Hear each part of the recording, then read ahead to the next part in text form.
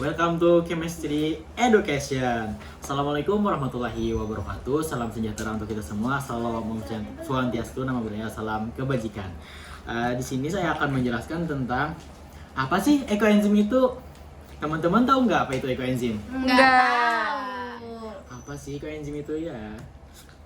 Ekoenzim adalah cairan hasil fermentasi dari limbah organik dapur seperti kulit buah dan sayur yang campurkan dengan gula dan air, lalu diproses fermentasi biasanya berlangsung sekitar 3 bulan dalam wadah tertutup. Cairan yang dihasilkan berwarna coklat gelap dengan aroma asam segar. Next, adapun komposisi utama dari ekoenzim adalah yang pertama ada limbah organik. Itu seperti kulit buah, sayur dan sisa makanan nabati. Selanjutnya ada gula. Gula ini bisa gula merah, gula aren, atau gula tebu. Berfungsi sebagai sumber energi untuk proses fermentasinya. Yang terakhir ada air. Air ini berperan sebagai media fermentasi.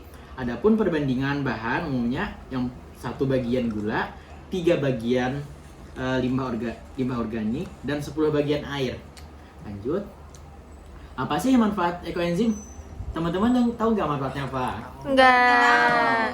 Baik, yang pertama manfaat bagi lingkungan. Yang pertama ada mengurangi timbunan sampah organik rumah tangga. Yang kedua, mengurangi pencemaran karena bisa menggantikan bahan kimia berbahaya.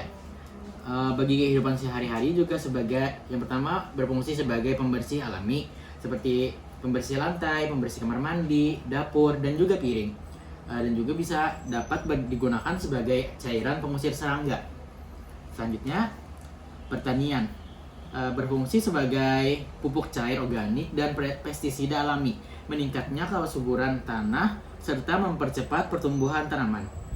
Selanjutnya ada manfaat bagi air dan sanitasi, membantu menguraikan limbah di saluran air dan juga menjernihkan air yang kotor dalam jumlah tertentu. Nah, teman-teman sekalian pernah lihat gak di konten Instagram, TikTok, YouTube, dan media sosial lainnya tentang sekelompok ibu-ibu yang menuangkan ekoenzim di sungai yang awalnya keruh menjadi bening? Belum tahu. Baik. Apa sih itu kenapa sih bisa jadi bening? Adapun itu bisa dijelaskan secara ilmiahnya. Awalnya air sungai keruh karena banyak kotoran, sisa organik dan bakteri jahat di dalamnya. Nah, saat kita menambahkan ekoenzim terjadi beberapa hal keren tuh. Yang pertama, muncul pasukan mikroba baik. Di dalam ekoenzim ada mikroorganisme baik yang memakan sisa-sisa kotoran organik di air. Jadi semakin banyak mikroba baik, semakin sedikit bakteri jahat yang bikin air bau dan juga keruh. Dan juga yang kedua ada enzim pembersih alami. Enzim di dalam ekoenzim seperti protensi dan lipase mencegah lemak, protein, dan kotoran kompleks. Jadi bagian kecil mudah larut dan hilang. Hasilnya air akan menjadi lebih bersih. Yang ketiga, menjadi pengendapan alami. Ekoenzim mengandung asam alami yang bisa bikin partikel kecil di air menyatu dan turun ke dasar sungai. Bagian atas air jadi jernih dan bening. Dan yang keempat, ekosistem sungai jadi lebih seimbang. Mikroba membantu menetralkan polutan dan menambahkan oksigen di air. Lama-kelamaan sungai bisa pulih dengan alami. Selanjutnya, kenapa disebut eko? Ada yang tahu tidak? Enggak. Kenapa disebut eko? Karena ramah lingkungan, eco-friendly, dan berasal dari bahan alami serta mendukung prinsip reduce, reuse, dan recycle.